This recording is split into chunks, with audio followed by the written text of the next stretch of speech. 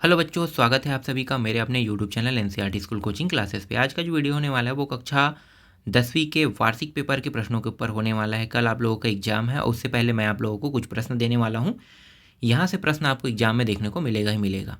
तो चलो मैं आप लोगों को प्रश्नों को बताना शुरू करता हूँ। ठीक है, तो देखो यहाँ पे नर्मदा का उद्गम अमरकंटक पाठ में वर्णित नैसर्गिक सौंदर्य को अपने शब्दों में व्यक्त कीजिए। ये जो प्रश्न है इसका उत्तर यहाँ पे लगा हुआ है। अगला जो प्रश्न है, यह अविवेकपूर्ण व अंधाधुंध खनन में अमरकंटक क्षेत्र के प्राकृतिक पर्यावरण को किस प्रकार का नुकसान हो रहा है, जानकारी जुटाकर लिखिए। ये प्रश्न है, उसका उत्तर भी लगा हुआ है ना। फिर देखो, अलसी के मनोभाव का वर्णन कीजिए और इसका भी उत्तर यहाँ पे लगा हुआ है। ये सब चर्चा नंबर के प्रश्न हैं। फिर आगे देखो यहाँ पे, प्रेम की प्रिय है ना, प्रेम की प्रिय भूमि को अधिक उपजाऊ क्यों बताया गया, ये प्रश्न है। और यहाँ पे देखो ये वाला है, एक कोलाहल भरे घनी आबादी वाले नगर तथा शांति ग्रामीण अंचल वाला है ना। तो ये पूरा पढ़ने की जरूरत तो नहीं है, यहाँ पे मैं इसका भी उत्तर यहाँ पे लगा दिया हूँ।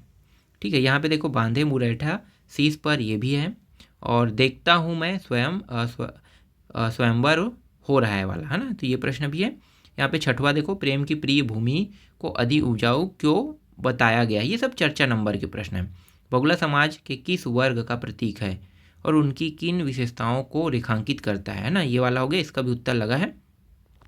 अगला है यहाँ पे, मानसरोवर के कमल को स्वर्णिम कमल कहने का आशा है। बादल को घिरते देखा कविता के प्राकृतिक चित्रण को अपने शब्दों में लिखिए। कवि चकवा चकवी वाला, ठीक है, ये हो गया। ये कवि ने कस्तूरी मृग का उल्लेख किस संदर्भ में किया है। कवि ने बसंत ऋतु के दृश्य का चित्रण किया है, उसे अपने शब्दों में लिखिए। शैवालों को हरी दरी क्यों कहा जाता है, ठीक है, ये भी हो गया। इसमें थोड़ा बड़ा प्रश्न, मतलब थोड़ा सा प्रश्नों की संख्या मैंने ज़्यादा रख दिया है। हालांकि मैं इतना रखना नहीं चाह रहा था, लेकिन क्या करें कि ये जो है तो कुछ प्रश्न एक्स्ट्रा ऐड हो गया है, तो एक्स्ट्रा को अभी हटा तो नहीं सकते, तो यहाँ पे इतना जो दिए हैं उनको पढ़ना ही पड़ेगा। ये सब चर्चा का है। नर्मदा सखी वाला हो गया। यहाँ पे नर्मदा नदी लोगों के जीवन को कैसा खुशहाल बनाती है ना। और अमरकंटक ने नर्मदा को जन्म देकर भारत को वरदान दिया वाला, ये भी हो गया। इसके बाद दुनिया में क्या नहीं है वाला, ये प्रश्न हो गया। इसका भी उत्तर मैं दिखा देता हूँ, आपको अलग से ढूंढने की जरूरत नहीं कहीं पे, है ना। और ये निर्माण के प्रति मजदूरों की निरंतर प्रतिबद्धता वाला, ये हो गया।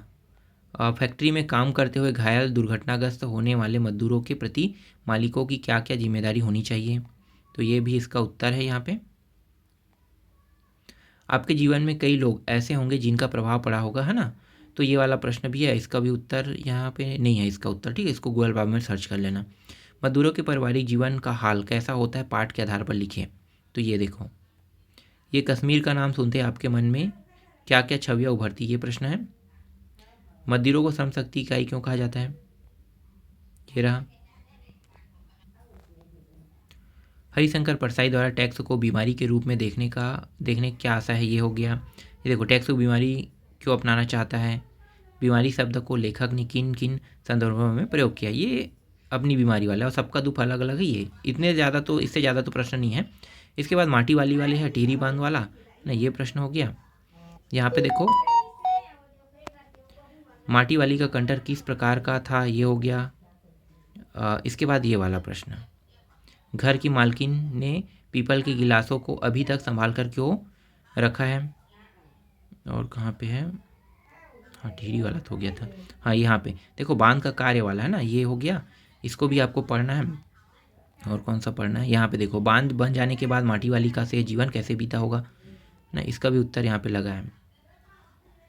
पहले के जमाने में मिट्टी का उपयोग किन किन कामों में होता है वाला, तो ये भी देखना है ना, इसका आधा उत्तर यहाँ पे है।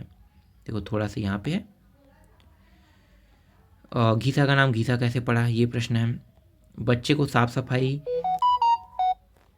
का पाठ पढ़ने के बाद अगली कक्षा में किस प्रकार तैयार होकर आए थे, कह रहा है ये प्रश्न।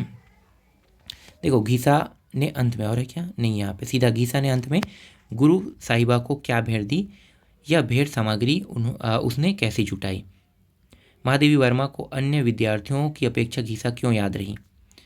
ये सारी स्टोरी बहुत अच्छा है, कहानी है ना। घीसा कक्षा लगने के पूर्व क्या तैयारी करता था, इसका भी उत्तर यहाँ पे है। और घिसा को देखकर आंखें ही नहीं मेरा रोम रोम गीला हो गया, लेखिका ने ऐसा क्यों कहा। फिर यहाँ पे गर्मी की छुट्टी लगने पर प्राय सबके मन में खुशी और दुख के मिले जुले भाव होते हैं, ये प्रश्न। फिर ये कौशल वाला है ना, मधुलिका ने वाला, ये भी देखना है। ये चौथा मधुलिका वाला। फिर ये पांचवा प्रश्न, ये पुरस्कार वाला है ना, ये पुरस्कार है, हो गया। और कौन सा है, हाँ यहाँ पे देखो कौशल वाला ये है 9वां प्रश्न, ये 10वां प्रश्न, और ये दीर्घोत्तरी का पहला प्रश्न। फिर पुरस्कार कहानी के आधार पर मधुलिखन 3 चरित्र 3 या 4 रहेगा, है ना, तो ये इतना काम आ जाएगा। फिर वीरनारायण सिंह को अपने पूर्वजों से कौन कौन से गुण प्राप्त हुए थे, ये प्रश्न हो गया। जमींदार होने के बाद भी शहीद वीरनारायण सिंह की लोकप्रियता के क्या कारण थे। माखन व्यापारी के गोदाम से अनाज लूटने के पीछे जमींदार के कौन से उद्देश्य हैं। फिर यहाँ पे देखो वीरनारायण सिंह वाला ये प्रश्न, वीरनारायण सिंह की विद्रोही की रणनीति क्यों असफल रही, यहाँ पे इसका भी उत्तर है। और ये रहा छत्तीसगढ़ की जनता के बीच वीरनारायण सिंह वाला, है ना। फिर माखनलाल के गोदाम से अनाज लूटने के पीछे वाला, छत्तीसगढ़ की लोक कलाएँ से देखते हैं। तो लोक कलाएँ वाले, हाँ कहाँ पे है, ये देखो तुरतुरिया नामक स्थान हो गया। ये छत्तीसगढ़ की लोक गीत को अन्य भारतीय लोकगीतों से अधिक विशिष्ट क्यों माना गया है। छत्तीसगढ़ के प्रमुख लोक गीत गायकों के नाम। और कौन सा है, यहाँ पे इसको हटा दो, सीधा यहाँ पे है शक्ति की आराधना, ज्वारा वाला है ना, क्या है, हाँ जवारा। फिर ये सुआ गीत नृत्य वाला, ये हरियाली के पूर्व समय वाला भी देख लेना, ये छूट गया मुझसे। 11वां प्रश्न, ये 12वां, भाव प्रवण नृत्य कौन सा है, स्पष्ट कीजिए। और इसके बाद दीर्घोत्तरी में छत्तीसगढ़ के लोक नाटक के प्रमुख नाचा चंदैनी और रहस नाचा विधा का संक्षेप में समझाइए, कह रहे हैं। फिर ये पद्म भूषण तीजन बाई वाला, ठीक है। अब क्या है, लेखक बनने के लिए शरद बाबू क्या क्या सुझाव दिए। फिर है ये कहानी सुनाए जाने के बाद, है ना, निस्तब्धता क्यों छा गई वाला, उन 4 बिंदुओं को लिखे जहाँ पर गोधली कहानी में परिस्थितियाँ बदल जाती हैं, ठीक है। ये साबुन का टीका वाला मिला नहीं था मुझे। हाँ अब यहाँ पे देखो लेखक और जेब कतरे वाला समानता, जेब कतरा कहानी पढ़ने के बाद मन में कौन से भाव जागृत होते हैं। मीरा ने अपने आँखों में बसे कृष्ण की छवि का वर्णन कैसे किया, अपने शब्दों में लिखें। ईश्वर दर्शन के लिए संत दादू दयाल व्याकुलता को 3 बिंदुओं पर स्पष्ट कीजिए। ईश्वर दर्शन, ये ईश्वर दर्शन वाला दादू दयाल वाला है ना, ये हो गया। चलो फटाफट देखें, मीराबाई वाला संबंधित प्रश्न है ये, इसका उत्तर भी है। और है राम रतन धन पायो, ये वाला है ना, जन्मभूमि वाला। और है क्या यहाँ पे, बस इतना ही है। तो टोटल 42 पेज में मैंने इसको बनाया था। इनका PDF आपको टेलीग्राम पेज में मिल जाएगा।